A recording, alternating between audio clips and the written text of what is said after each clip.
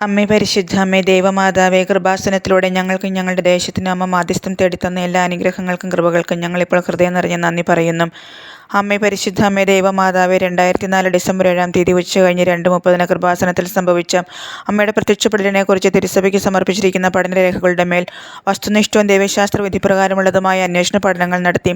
ആ പ്രത്യക്ഷപ്പെടലിലൂടെ പ്രകടമായ ദൈവമാതാവിൻ്റെ പ്രത്യേക കരുതലും സംരക്ഷണവും വെളിപ്പെടുത്തുന്ന പീഡിതരുടെ ആശ്വാസവും പ്രവാചകരുടെ രാജ്ഞിയും വാഗ്ദാനത്തിൻ്റെ പേടകവും പ്രപഞ്ചപ്രകൃതിയുടെ മാതാവുമായി പരിശുദ്ധ അമ്മയുടെ ഭക്തി തിരുസഭയിൽ കൂടുതൽ പ്രചരിച്ച് ജീവിതത്തിൻ്റെ ദുരിതാവസ്ഥകളിൽ അകപ്പെട്ട് കഴിയുന്ന അനേകായിരം മക്കൾക്ക് ദൈവത്തിൻ്റെ സാന്നിധ്യവും സന്ധിപ്പും കൂടുതൽ അനുഭവിക്കുക വഴി ആത്മീയ വിശുദ്ധിയും ദൈവശക്തിയും കൈവരിക്കുവാൻ ഞങ്ങളുടെ കുടുംബങ്ങളെ ഇടയാക്കണമേ.